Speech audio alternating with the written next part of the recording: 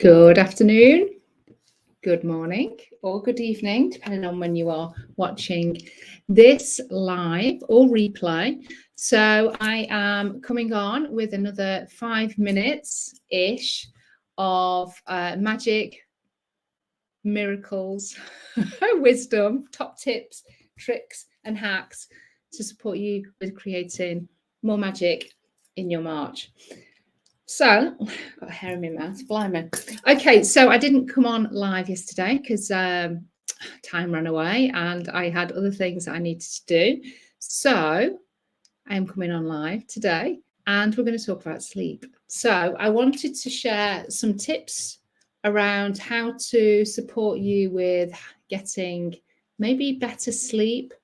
Some things that you can maybe consider trying to support you with having a more restful night. So there's a number of things that I do. I don't tend to really suffer from bad sleep.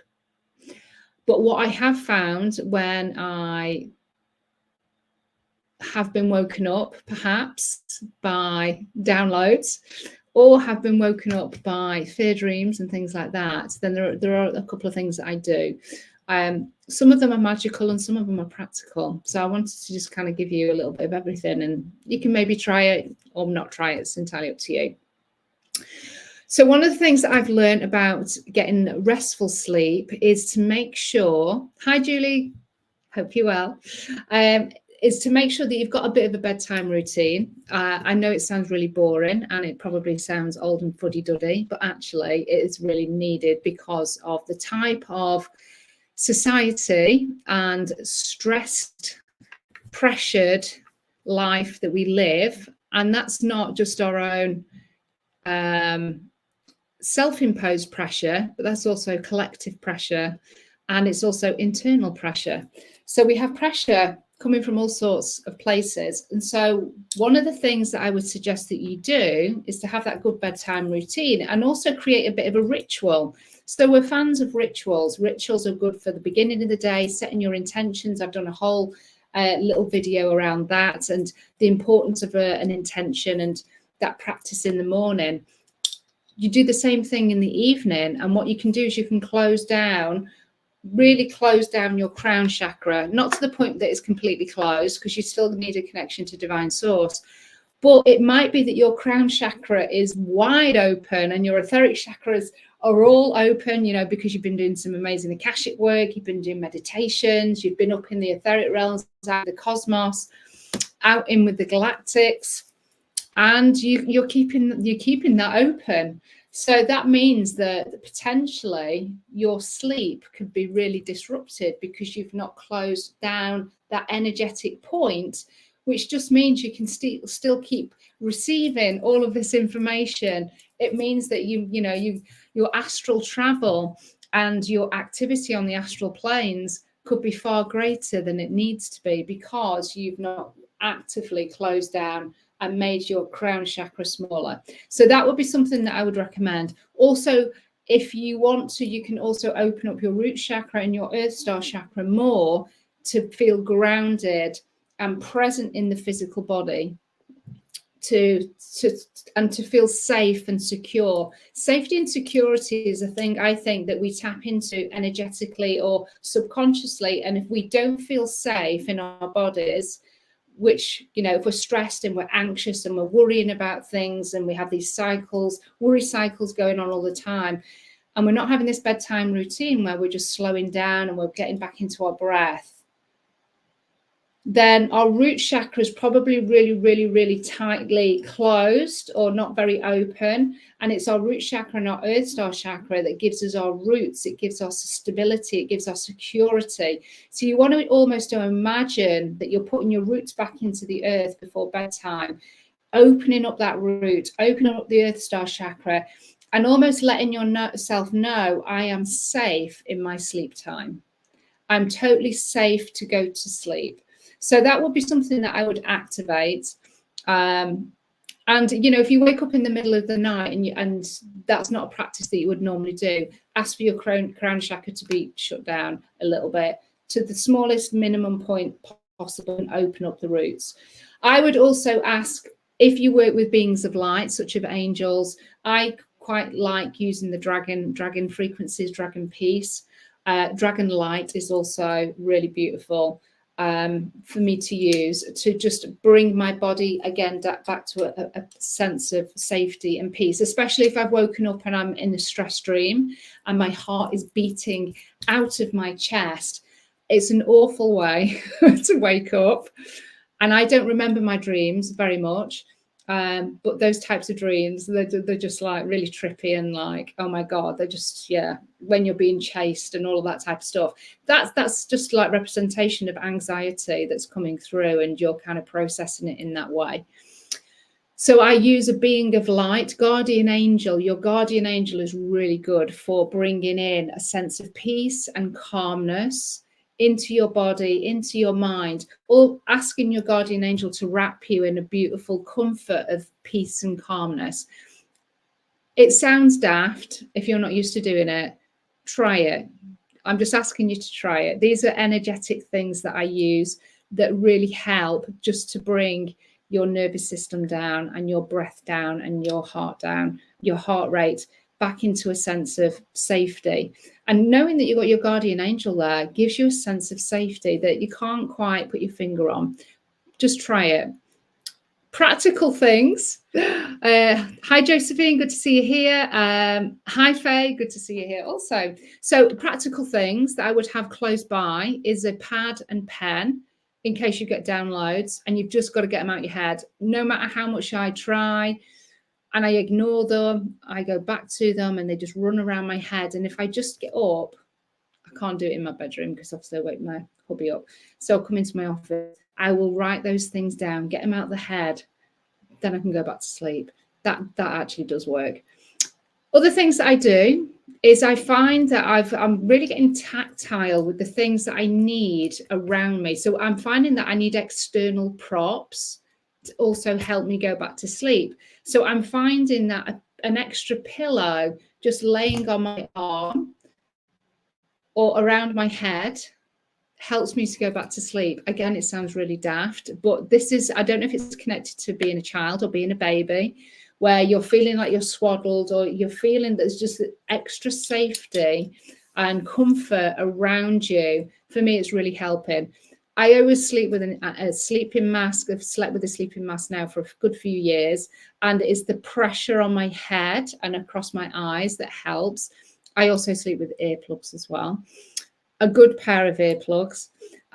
So that really helps. I've even found now, and I must be getting more sensitive maybe with my skin, but I've even found that there's certain duvet covers that help my sleep even better. So you may even get to that nuanced point where it really helps just with that sleep. I would also use, for me, I use lavender, but from a very like pendulum aspects, what we can also do is we can connect in the clockwise spin.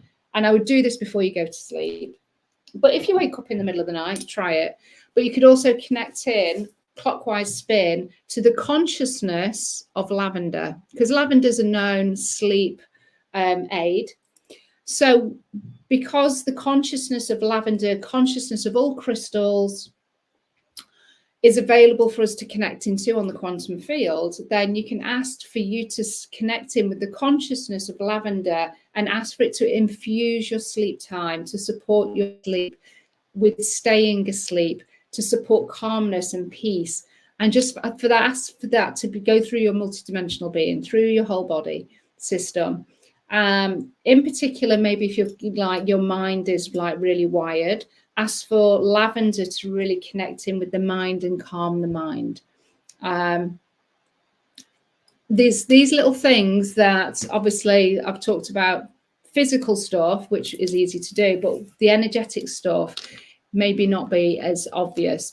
Other things that you can do with a pendulum is you could also do the closing down of the root chakra, the crown chakra, opening up the root chakra. You can obviously activate that with a pendulum as well if you wanted to. What I would also connect with, if you're having a stress dream or you're feeling stressed and anxious and it takes you ages to drop off, is to use your pendulum to connect to the root causes of all stress that is disrupting your sleep. And I would say on all conscious levels throughout my whole body system, all timelines, lifetimes, universes, and dimensions and beyond, because it might be a past life thing that you're connecting into via a portal as you're sleeping in the astrals, and you're bringing the energy and the frequency of that past life where you have experienced trauma, and you keep going back to that in your dream time, because you have this portal open. So you want to connect to all root causes of stress, and then it might not be. It might be an argument that you've had that evening, and you're going over it over and over and over it, and you're finding it hard to sleep, or it wakes you up. Connect to the root causes of the stress and ask for it to be released back to divine source. All of these things will help. They're not going to disrupt your sleep anymore. So like something like this, you may want to do before you go to sleep. It might be that you've had a run of sleep where it feels stressy and you're just like, right, I've had enough. So before you go to sleep, activate something like this, where you're releasing all root causes of stress, anxiety, tension, mind worry, things that wake you up in the night, that disturb your sleep, that prevent you from having a full, refreshing sleep. Ask for it to all be released from your whole body system and all your conscious levels back to divine source. And just wait for the pendulum to spin. And then what you want to do, once you've done any releasing, make sure you fill the void with positive energy. So that's where you might want to bring in the consciousness of lavender, the frequency of peace and calmness, or just activating the intention that I have a beautiful, calm sleep without any interruption. I wake up feeling refreshed and energized after having like 8 hours sleep, whatever it might be, and you activate that. So it's all of these little tips and tricks. But if you're really having like a lot of undisturbed sleep, you want to get to the root cause, because the stress and anxiety that's trapped somewhere in the physical body, in the energetic DNA, or in the mind, in your conscious levels, or connected to a past life. And it's getting to the root causes and clearing that. So there's lots of different ways, there's lots of different reasons why you would wake up, and you've got to kind of like navigate, you know, what the cause might be. But I'm just giving you some tips and tricks to try some different things to help assist. Very physical things, which I found really help, but there's some energetic and magical things in there that you could also try as well. Okay, so can past life pain be felt in this lifetime?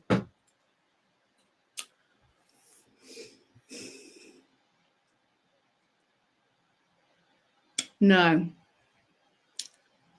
I needed to feel into that. The concept of the perceived pain you could create, but you cannot go back into that same pain. And when we do the Akashic work, ideally what you're doing is you're doing it as an onlooker anyway, so you don't go back into that pain. But you don't need to go back into the pain. And for me, we never go back to that level of pain ever. So that's my answer on that. Other people might disagree. That is my truth. So that might resonate, it might not. It's all about perspective. If you firmly believe, if you were to go back into and watch a lifetime or experience that lifetime, which is quite often why we don't want to look at certain things, because we feel that we're going to get heartbroken again. So I can't look at that. I can't unpick and unpack all of that because it's just too painful. There is a fear there that we're going to experience that same pain. If we have a perspective that we are going to experience that same pain, then that's the reality that we will create. My reality, my truth is no, absolutely, we do not do that. We've done it once, we don't need to do it again. But that's my truth. So take what resonates and what doesn't, and then yeah. But that's how I understand it. We never have to go back into that pain again. Why do we need to do that? We don't need to learn the lesson again through pain. We can do that through observation, and then it's like, well, what am I going to do differently? Or what can I release? What can I heal? What can I forgive? What can I let go here? That's more, that's for me, that's more helpful for us with an emotional body, human, having a soul and a human experience with an emotional body. Okay, it's someone I know had felt that they were a whale in a past life and had been harpooned in their side. Oh, and could feel pain. Okay, got you. Right, okay. Yes, I thought you meant kind of going back. Yes, you can get those injuries that come through. There's the remembrance in the body, so that can absolutely kind of show. So I know that there's been like past life regressions and people, you know, like children that remember, and they're born with the scars of, you know, the past lifetime, you know, the last lifetime where they were stabbed or whatever, and they actually are born with the scar. It's incredible. And they might have issues and challenges around that. So yes, the body can remember, absolutely, but we're still not going back to that initial pain. I don't believe, but you can then actually heal that. Yeah. If she's got that remembrance, she can totally heal that. And basically, you can't undo that experience because it's happened. It's written in the records. But what we do is we release the energetic hold that experience has over us. We heal, we forgive, we release all of the anxiety, the pain, the stress, whatever might be in the cells of the body and in the Akashic records. That's what we release, and then that supports the healing process. So I now understand, yes, we can bring through pain in that way, but it's never to the point that I understand of the actual event. But that's my understanding. That's my truth. That's my truth. Okay, so I'm hoping that that's going to help around sleep. We went a little bit off topic there. And if you've got any top tips around sleep that you know work, I know magnesium is supposed to be a good supplement to take right before sleep as well. And quite a lot of us are deficient in magnesium. So that's a really good thing to take as well. I'm sure you've got your own little things. But for me, making sure your crown chakras are where they need to, your chakras are where they need to be. Having the physical bits that give you comfort and safety, but also releasing the root causes of the anxiety and the stress. And if you're manifesting generators, you know, we really do need to move our bodies quite a lot to make sure that all of our excess energy, which comes from our sacral, it's our battery pack, is actually used up as well. And, you know, because we do have more sedentary experiences, we're using less energy. And so that also means that we take that into sleep time as well. So we're not kind of like literally falling asleep when we go put our heads on the pillow, which is how I normally fall asleep. It takes me less than 5 minutes to fall asleep every night. I'm wiped out, and that's me. I just go to bed and I fall asleep, and that's it. That's me done. Okay, you're very welcome, Julie. You'll do that tonight to forget to close down. I'm a manifesting. Yeah, so we have to use up our energy as much as we can. Okay, so love and blessings, everybody. Again, it wasn't 5 minutes, more 20. But hopefully you found those tips useful. Let me know if you've got your own. Pop them in the comments below. Love and blessings, and I'll be back on tomorrow. Speak to you soon. Bye.